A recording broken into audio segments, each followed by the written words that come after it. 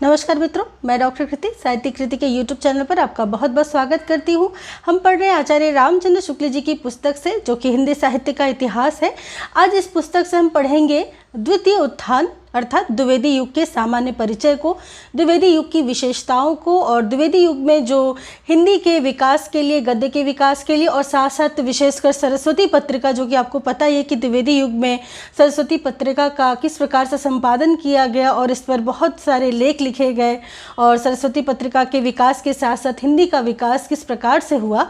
तो आज इन समस्त विषय बिंदुओं पर हम पूरी चर्चा करेंगे। तो चैनल में शुरू से अंत तक ज़रूर बने रहिए, क्योंकि द्विवेदी युग आपकी परीक्षा की दृष्टि से बहुत महत्वपूर्ण है। इससे पहले हमने भारतेंदु युग और भारतेंदु हरिश्चंद्र साथ साथ उनके मंडल के सभी लेखकों के बारे में पढ़ लिया है। तो वो वीडियो आपको प्लेलिस्ट में मिल जाएगी, तो ज़रूर से उन सभी वीडियोस को देखिए, क्योंकि वो भी सभी वीडियोस बहुत ज़्यादा महत्वपूर्ण है। और आज की कक्षा द्विवेदी युग पे होने वाली है, द्विवेदी युग की विशेषताएं, उसके सामान्य परिचय और सभी महत्वपूर्ण बिंदुओं को जो कि परीक्षा में आती है। तो चलिए अब शुरू करेंगे हम आज की कक्षा को। लेकिन उससे पहले यदि चैनल को सब्सक्राइब नहीं किया है तो इसी प्रकार की वीडियोज़ के लिए सब्सक्राइब ज़रूर करके रखें, ताकि जब भी मैं अपलोड करूँ वीडियो तो आपको उसका नोटिफिकेशन मिल जाए, आप अपनी तैयारी अच्छे से कर पाएँ। मुझसे कुछ पूछना हो तो कमेंट सेक्शन में आप मुझसे पूछ सकते हैं।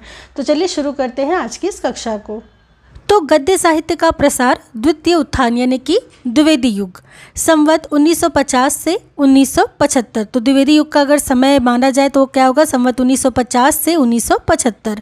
इस उत्थान का आरंभ हम संवत 1950 से पाते हैं। ठीक है, कहते हैं कि भारतेंदु मंडल मनोरंजक साहित्य निर्माण द्वारा हिंदी गद्य साहित्य की स्वतंत्र सत्ता का भाव ही प्रतिष्ठित करने में अधिकतर लगा रहा। मतलब कि देखिए, उनका जो सबसे बड़ा जो कह सकते हैं उनके सामने चुनौती थी भारतेंदु हरिश्चंद्र और भारतेंदु मंडल के कवियों की, लेखकों की, कि सबसे पहले तो जो निरस हुई पड़ी हुई थी हिंदी, जिसको इतनी मान्यता नहीं मिलती थी, उर्दू का ही हर तरफ बोलबाला था, ऐसी स्थिति में एक मनोरंजक रूप से सामने लाना हिंदी भाषा को, ताकि जन सामान्य इसकी ओर आकृष्ट हो। तो इस ओर ध्यान दिलाना, इस तरीके से ध्यान दिलाना भारतेंदु हरिश्चंद्र एवं उनके मंडल के कवियों के लिए सबसे ज़्यादा महत्वपूर्ण था, कि सबसे पहले तो वो मनोरंजक लगे, वो सबसे पहले तो जरूरी लगे। ठीक है, बाद में इस चीज़ की जो उपयोगिता बढ़ती जाएगी और इसका क्या क्यों इसकी इतनी ज़रूरत है हमारे जीवन में, ये तो मतलब कह सकते हैं कि दूसरी चीज़ हो गई।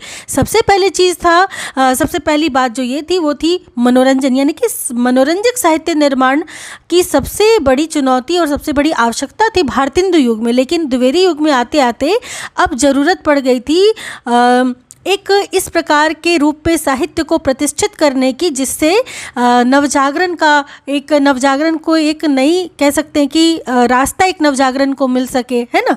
और देश में जो स्वतंत्रता जो संग्राम चल रहा था, देश को जागरूक बनाने के लिए, देश की जनता को जागरूक करने के लिए, उनको एकजुट करने के लिए इस प्रकार के कार्य किए जाए। तो सबसे पहले तो इसको जोड़ना था कि भाई ज़्यादातर जो लोग थे, जनता थी, वो हिंदी जानती थी, लेकिन चूँकि हिंदी को प्रतिष्ठा नहीं मिली हुई थी सरकारी स्तर पर और लोगों के द्वारा, तो ज़रूरी था कि सबसे पहले एक मनोरंजक तरीके से हिंदी को सामने रखा जाए। सामने रखने से ही सबसे पहले जब उसमें लोगों का रुझान होगा, ठीक है, तभी तो वो उस पर आकृष्ट होंगे और आगे की बात होगी। जब रुझान होगा ही नहीं तो बाकी की चीज़ें तो वैसे ही रुक जाएंगी। ठीक है, तो इसी बात पे शुक्ल जी यहाँ पे ये लिखते हैं कि भारतेंदु मंडल मनोरंजक साहित्य निर्माण द्वारा हिंदी गद्य साहित्य की स्वतंत्र सत्ता का भाव ही प्रतिष्ठित करने में अधिक लगा रहा। प्रथम उत्थान के भीतर बहुत बड़ी शिकायत यह रहा करती थी कि अंग्रेजी की ऊंची शिक्षा पाए हुए बड़े बड़े डिग्रीधारी लोग हिंदी साहित्य के नूतन निर्माण में योग नहीं देते और अपनी मातृभाषा से उदासीन रहते थे। ठीक है, तो प्रथम उत्थान यानी कि भारतेंदु युग में, जैसा कि मैंने अभी आपको बताया कि ये सबसे बड़ी दिक्कत थी, या कह सकते हैं सबसे बड़ी शिकायत थी, कि अंग्रेजी की ऊँची शिक्षा पाए हुए बड़े बड़े डिग्रीधारी लोग, जिनकी खुद की मातृभाषा हिंदी थी लेकिन वे स्वयं हिंदी के प्रति उदासीन थे।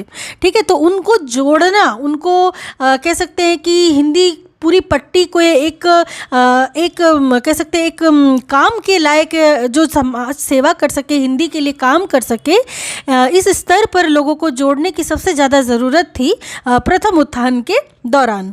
और जैसा कि आप जानते ही हैं कि भारतेंदु युग में जब नाटक लिखे गए तो सबसे पहले बंगला के नाटकों का, बंगला के उपन्यासों का बहुत ज़्यादा अनुवाद का कार्य किया जाने लगा था हिंदी में, यानी कि बंगला से हिंदी में अनुवाद। तो जाहिर सी बात है कि बंग भाषा जो कि कह सकते हैं कि एक हिंदी से मिलती जुलती भाषा थी, तो इसका काफ़ी असर पड़ा। ठीक है, बंग भाषा की ओर लोगों का रुझान और सुझाव रहा।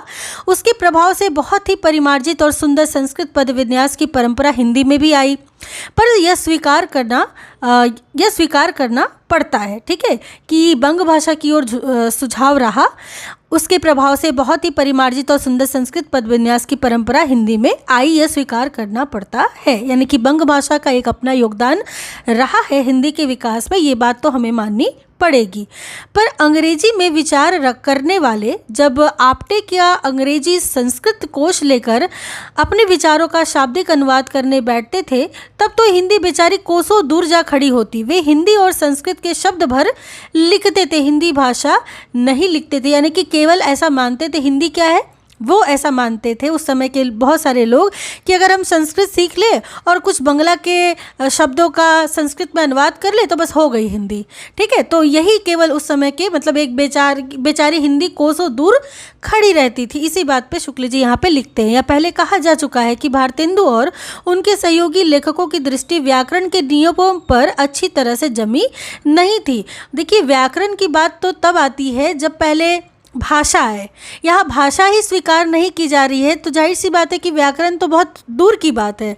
तो भारतेंदु युग के लिए सबसे पहले चुनौती जो थी वो थी भाषा को लेकर के, कि पहले भाषा को तो मुख्य धारा में लाया जाए, उसके बाद इसका व्याकरण। ठीक है, तो इसके कारण क्या हुआ कि जो लोग थोड़ा संस्कृत जानते थे और थोड़ा बंगला जानते थे, वो लोग मिला जुला करके उसको अनुवाद करके लिख देते थे और बोल देते थे यही हिंदी है, जबकि हिंदी इससे कोसों दूर शुक्ल जी ने लिखा है कि खड़ी रहती थी। यानी कि हिंदी से बिल्कुल तो नहीं कह सकते, लेकिन हाँ बहुत दूर थी अभी।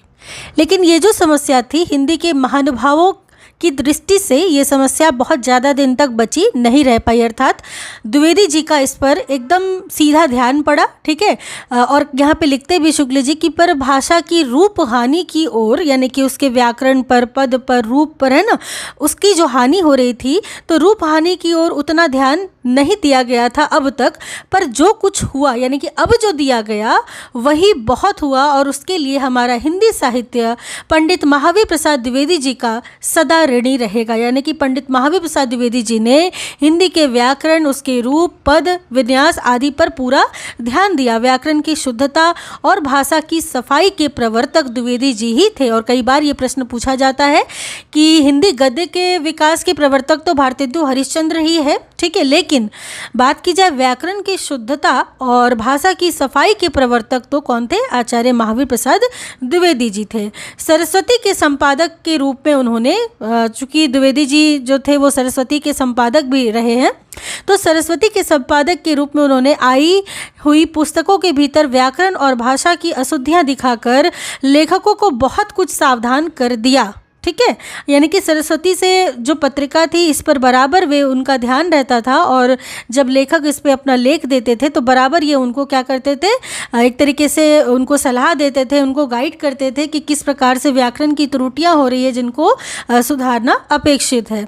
वही देखिए, व्याकरण की ओर इस प्रकार ध्यान जाने पर कुछ दिनों व्याकरण संबंधिनी बातों पर चर्चा भी पत्रों में अच्छी चल गई। विभक्तियां शब्दों से मिलाकर लिखी जानी चाहिए या अलग, इस प्रश्न को लेकर के कुछ काल तक खंडन मंडल के लेख जोर शोर से निकले। किस बात पर के कि विभक्तियां शब्दों से मिलाकर लिखी जाए या फिर विभक्तियां शब्दों से अलग करके लिखी जाए।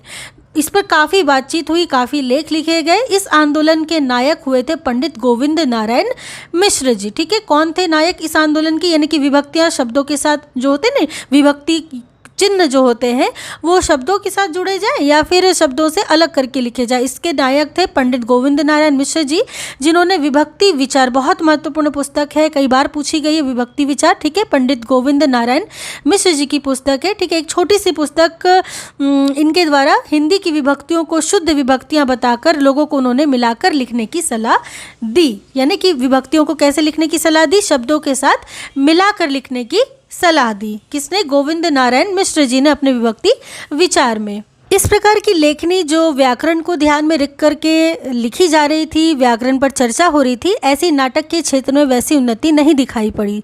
बाबू राधा कृष्ण दास के महाराणा प्रताप या राजस्थान केसरी किसका है? राधा कृष्ण दास जी का, ठीक है। और राधा कृष्ण दास जी भारतेंदु के क्या लगते थे? मैंने पिछली वीडियो में बताया था, तो कमेंट सेक्शन में मुझे लिख करके बताइए कि क्या लगते थे राधा कृष्ण दास जी भारतेंदु हरिश्चंद्र के, ठीक है। तो इनकी जो रचना है महाराणा प्रताप राधा कृष्ण दास जी की, कुछ दिन धूम रही इसकी और उसका अभिनय भी बहुत बार हुआ।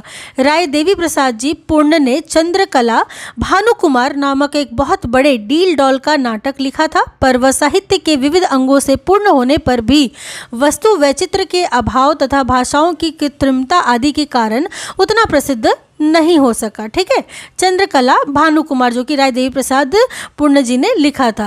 वही बंगला के नाटकों के कुछ अनुवाद बाबू रामकृष्ण वर्मा के बाद भी होते रहे, पर उतनी अधिकता से नहीं जितनी अधिकता से उपन्यासों की। यानी कि अब जो सारा ध्यान आ गया था अनुवाद के क्षेत्र में द्विवेदी युग में, वो हो गया था नाटकों से उपन्यासों की ओर। यानी कि जिस प्रकार भारतेंदु युग में नाटकों का अधिक अनुवाद हुआ, अब द्विवेदी युग में आकर के उपन्यासों का अधिक अनुवाद होने लगा, ठीक है। यहाँ पे लिखती भी है कि शुक्ल जी की उतनी अधिकता से नहीं, नाटकों के कुछ अनुवाद बाबू रामकृष्ण वर्मा के बाद भी होते रहे, पर उतनी अधिकता से नहीं हुए जितनी अधिकता से उपन्यासों के, ठीक है।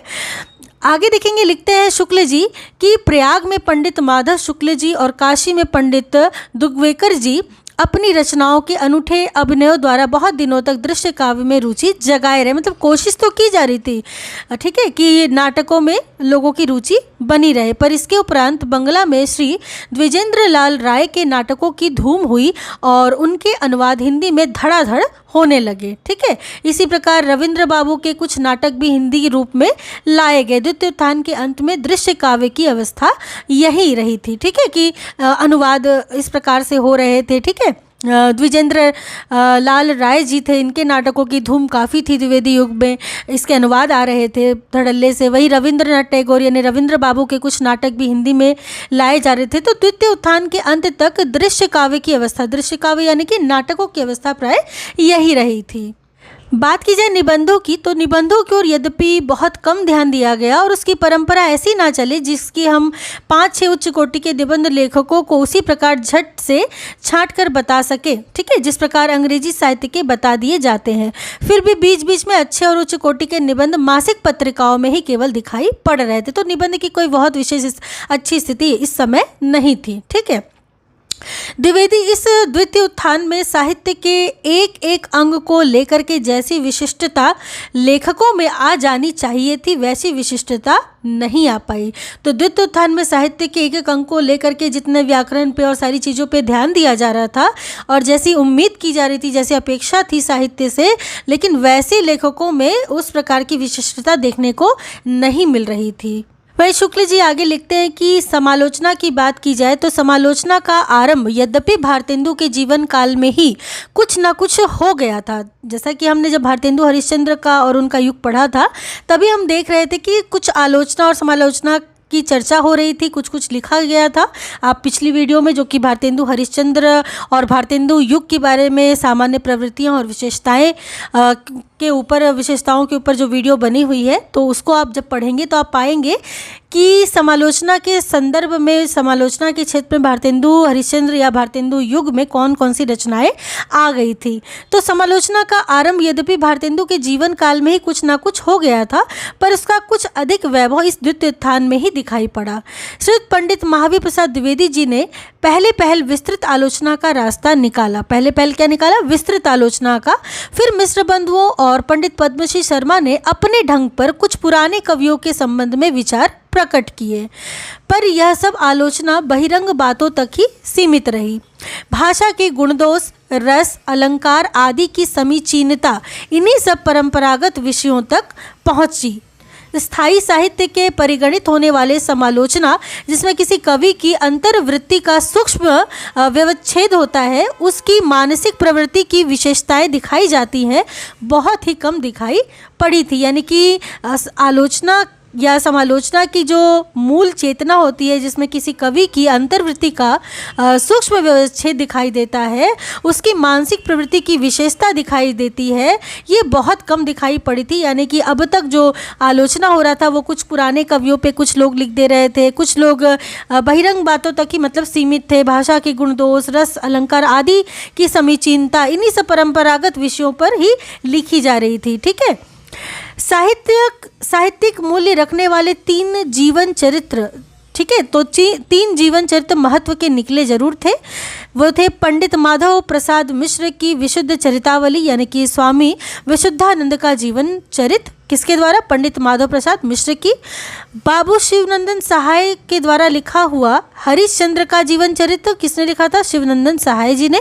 वहीं गोस्वामी तुलसीदास जी का जीवन चरित्र और चैतन्य महाप्रभु का जीवन चरित्र। ठीक है, तो ये सभी जो जीवन चरित्र लिखे गए थे, कुछ लिखे गए थे पंडित माधव प्रसाद मिश्र के द्वारा। तो माधव प्रसाद मिश्र जी के द्वारा लिखा गया था विशुद्ध चरितावली, स्वामी विशुद्धानंद का जीवन चरित्र, तथा बाबू शिवनंदन सहाय के द्वारा लिखित था हरिश्चंद्र का जीवन चरित्र, गोस्वामी तुलसीदास जी का जीवन चरित्र और चैतन्य महाप्रभु का जीवन चरित्र। यानी कि बाबू शिवनंदन सहाय जी ने हरिश्चंद्र का, गोस्वामी तुलसीदास जी का और चैतन्य महाप्रभु का जीवन चरित्र लिखा था। तो साहित्यिक मूल्य रखने वाले ये 3 जीवन चरित्र हमें महत्व के लगते हैं, ऐसा शुक्ल जी ने यहाँ पे प्रस्तुत किया है। ठीक है, तो इस प्रकार ये द्विवेदी युग का जो कह सकते हैं हम सामान्य परिचय और द्विवेदी युग की सामान्य विशेषताएं थी, जो कि संदर्भ और कथन वाले प्रश्नों में अक्सर आपको देखने को मिलते हैं।